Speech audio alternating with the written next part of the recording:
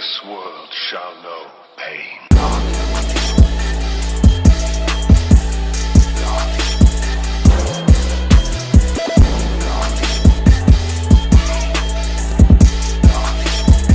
What's up, y'all? We back at it with another chapter of Boruto Two Blue Vortex, chapter 24. Straight fire, straight flames.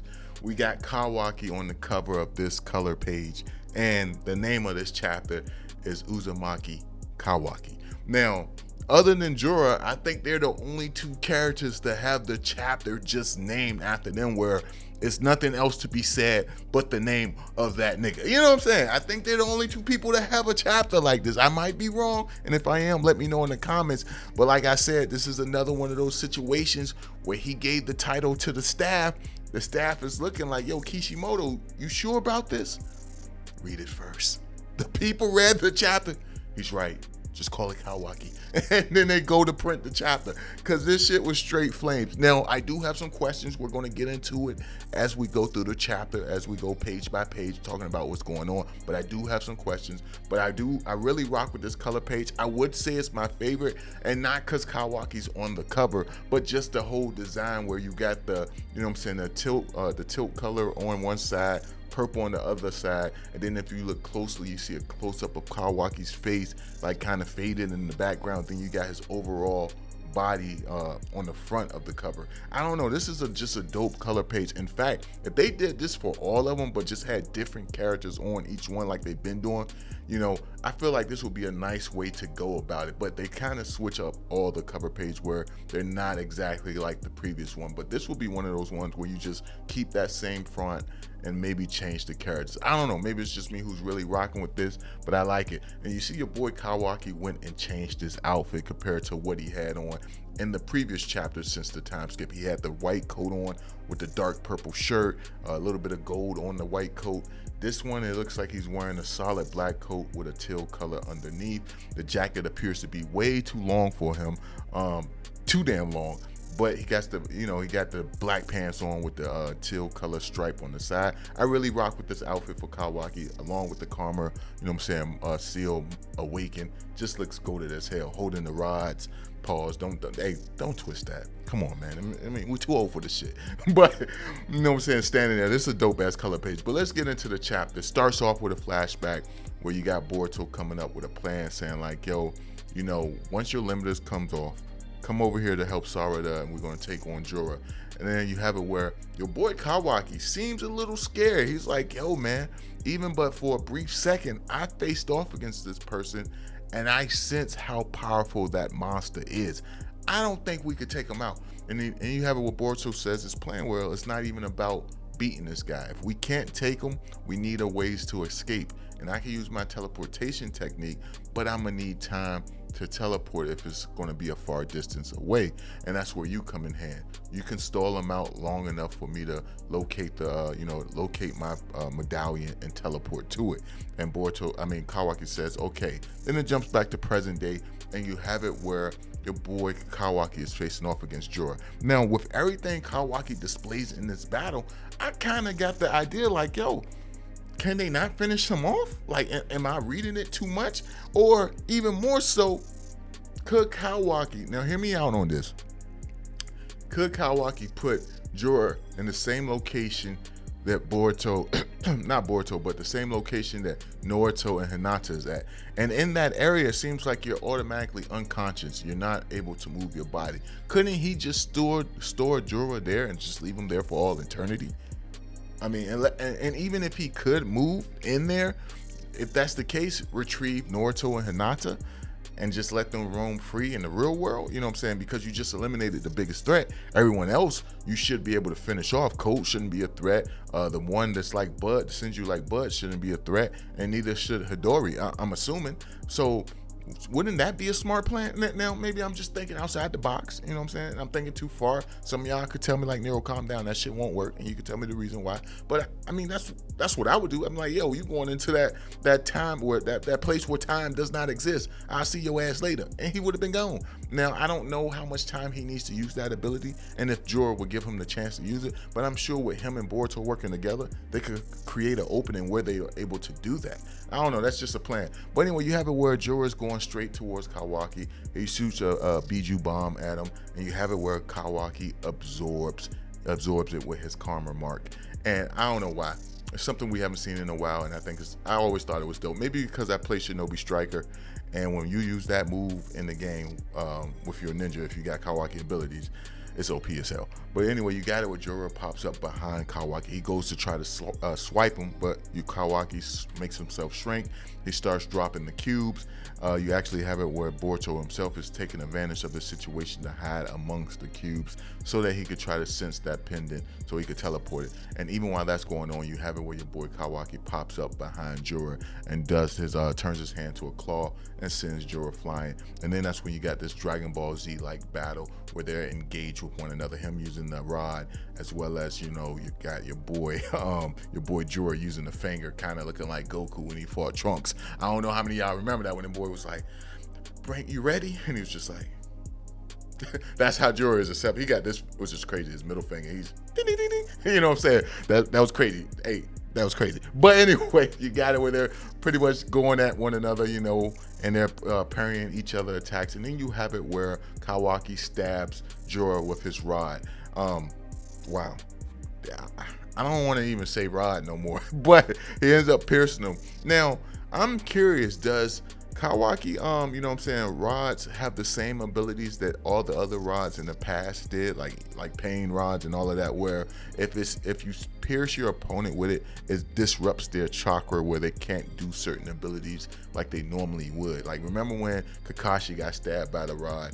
His Chidori missed when he was trying to hit one of the pains. The same with Naruto. When he got stabbed with the rods, he wasn't able to use his chakra, infuse his chakra the way he wanted to. So does these rods not have the same ability? Because I feel like once you hit Jura with a couple of these, he shouldn't be able to do any other techniques besides maybe hand-to-hand combat. And even then, I feel like it should still be hard. But that's where you guys come in hand. A lot of you guys are more expert on the series Naruto, where you guys could tell me why. But anyway, you got it where Kawaki kind of stabs him with one of the rods. He uses his karma seal to send energy through the rod to make it explode and kind of cause some type of damage to Jura. Then he does it several more times and then swipes him away with the claw. Then you have it where Boruto karma seal is also activated, and he says like, yo, there's no problem, calm yourself, because he's in fear that Momoshiki may be arriving or may try to take over. Now here's what I want to know. If you look at Kawaki in the very next panel, he has his karma seal or marks undone. He deactivated it, and so because of that, Boruto start to deactivate as well. Now, I'm curious if the time limit on it ran out for Kawaki, or if Kawaki chose to undo it, knowing that it would affect Boruto.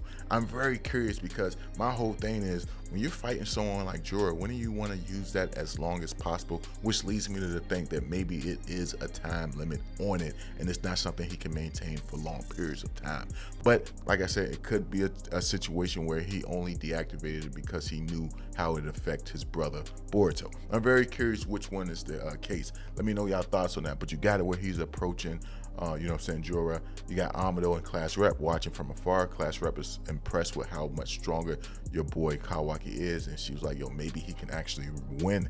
But your boy Amado's like, nah, I don't even know much about this guy to know that Kawaki can't win this. But you have it where your boy Jura do the most goated shit I've ever seen in Boruto, period. It might be the most goated shit I've seen in all of Naruto. I'm not 100% sure. You know what I'm saying? I might have to rewatch it. It might be some more goated scenes. But this dude, in the midst of the battle, this dude pulled out the book and started reading it.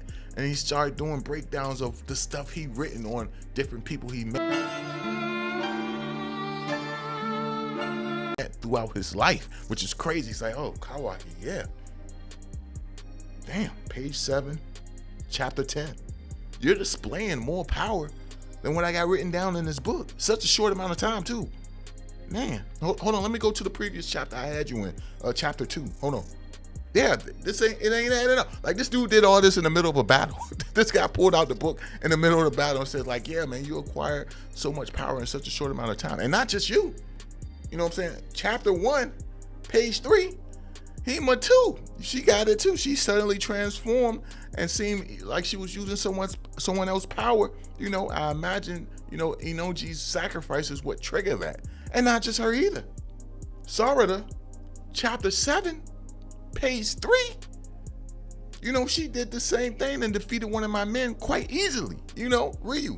And he was like, yo, this is crazy, but you know, I'm researching this topic, but it seems to be having an effect, this thing called love, you know? There's no doubt about it. There's no doubt about it. It seems to be a fatal weakness for you humans to possess it, but at the same time, you know what I'm saying, it can have extraordinary evolution for you guys. It's like, I don't know, what do you think about it, Kawaki? Like, this dude's having a straight conversation with the man who's trying to kill him. It's like, yo, what is your honest opinion about it? I want to hear it.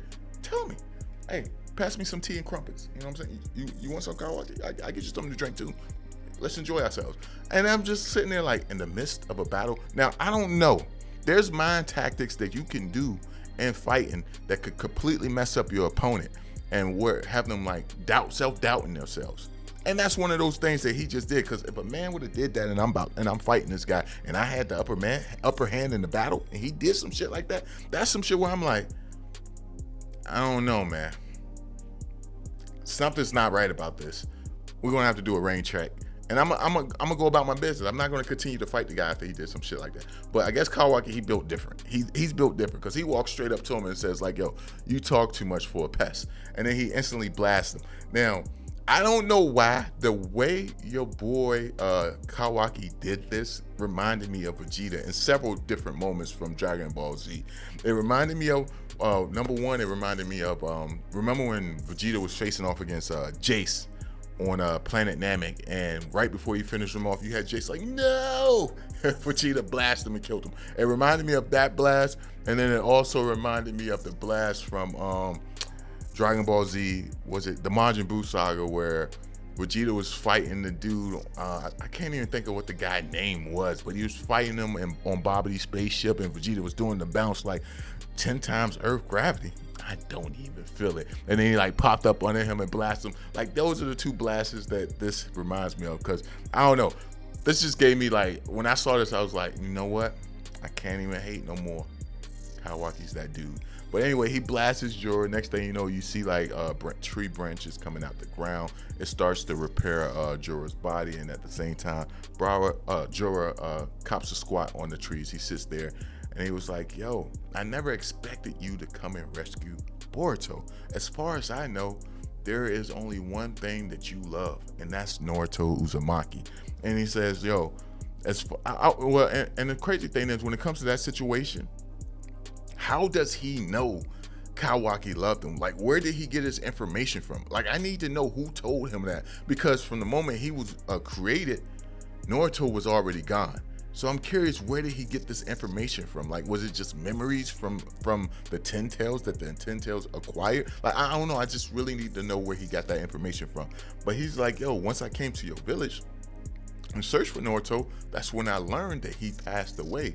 But looking in your eyes, I can see how sincere you are, and I'm convinced that Naruto is still alive, isn't he? So he's able to realize the truth just by looking at the eyes of Kawaki. And he says, so I'm right, you're easy to read, and I'm not good at lying either, and I know this will anger you. So I want to consume Naruto because I want to learn more about this bond of love.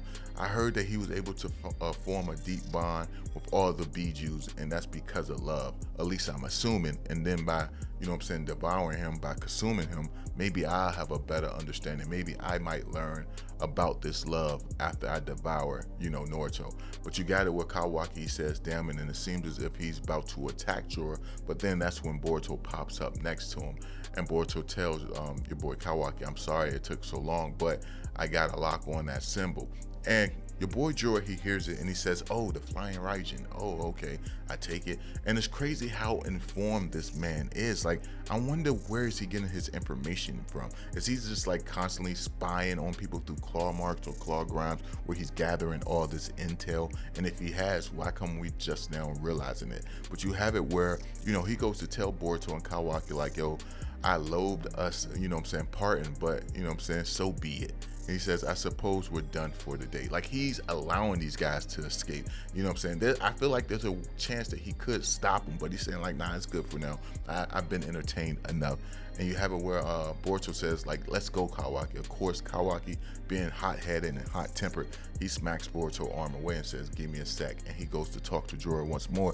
He says, I really don't give a crap about love, but you know what I'm saying, I will give you credit for your instincts and intuition and settling your eyes on Lord Seven. He says, but don't misunderstand. I will destroy you. You will die by my hands. I swear on it. And you got it where Jura doesn't seem to be too concerned. He says, amusing. I appreciate you being frank with me. And then you have it where Kawaki says he's done. Let's go. And then Jura goes to say, well, I'm glad we got to talk. Let's meet again. And in that moment, you have it where your boy Kawaki throws up the middle finger, the dopest panel in the whole chapter. For one, I think it's the first time we ever seen this in Naruto and Boruto all together, but it was just unexpected. And then you got it where it jumps to Delta as well as Konohamaru and Mitsuki and everyone else. And you have it where Delta, she places the symbol on the ground saying like, yo, it's easier for them to track. It's easier for Boruto to track if someone isn't holding it. And I imagine it's because their chakra probably interfere with the chakra he placed on the medallion. And you got it with Delta's telling your boy Konohamaru to get out the way because he doesn't want to get hit. And right as that happens, Kawaki Boruto pops up, but Kawaki stands on the face of Konohamaru. Now, part of me is like, yo, this shit is disrespectful. The other part of me is like, you kind of deserve that shit, Konohamaru. You for all the fuck ups and fumbles you've had, you kind of deserve it. But anyway, you got it where they land there. You'll have it where your boy Kawaki doesn't even apologize. He just says like, yo, what the heck are you doing? Like, why are you in my way? I'm Kawaki, bitch. And then you got it where Konohamaru says like, yo, that's my line, damn it. Of course, Boruto asks like, yo, do you have the buds? And he, you know, they say yes. And then Boruto says like, yo, we need to head to the Leaf Village right away. Next thing you know, it jumps to Koji as he's having a conversation with Ada. And, you know, they're pretty much talking about the situation and how, you know, things got a little too dangerous right there. You know, the worst thing could have happened even for the good futures that he's seen. They could have been endangered thanks to the stuff that Boruto did. So Koji kind of seems upset about Boruto interfering with the present, but at the same time, he kind of is relieved that Boruto is alive. And you got it what Ada says, like, yo, stuff like that happens anyway. Like, yo, I mean, why not be happy? And you have it where Koji goes to say, you know, Mamushi is on the move. That's the bug, the Senju that's made from bug. And he's on the move right now. His target is Ada. And you have it where she's like, you gotta be joking. That's gross. So we might get to see Daemon fight very soon. They do show Mamushi, and he's sitting there. It doesn't look like he's on the move to me. It looks like he's just relaxing, but maybe he's talking about a future that he's seen of what's about to happen in the next few chapters. But anyway, you have it where it jumps to your boy Jura. He has a smile on his face. You got your boy Hidori sitting next to him, smiling. Well, not smiling, but wondering what's going on with the expression on Jura's face. And Jura says like, yo, listen to this. Kawaki actually paid me a compliment. And because of that, Jura is happy. But then you have this funny ass moment with Hidori where he says like, yo, there's a modern phrase that I just learned that might be appropriate for us right now. And Jura's like, well, what is it? I'm in a good mood. Tell me. He's like, totally ick. And that's how the chapter ends with Jura like, yo, you had to kill my buzz. You had to kill my buzz. But all in all, amazing chapter, man. Can't wait to see what happens in the next chapter. I'm curious if Damien is going to be forced to fight in the next chapter to protect his sister, or if that's something that's going to be later on down the road. But all in all, these past few chapters have been amazing. Well, the whole 24 chapters of the time skip has been good in my opinion. But I can't wait to see that next chapter. Let me know y'all thoughts on this one down below, and I will catch y'all in the next one. Peace.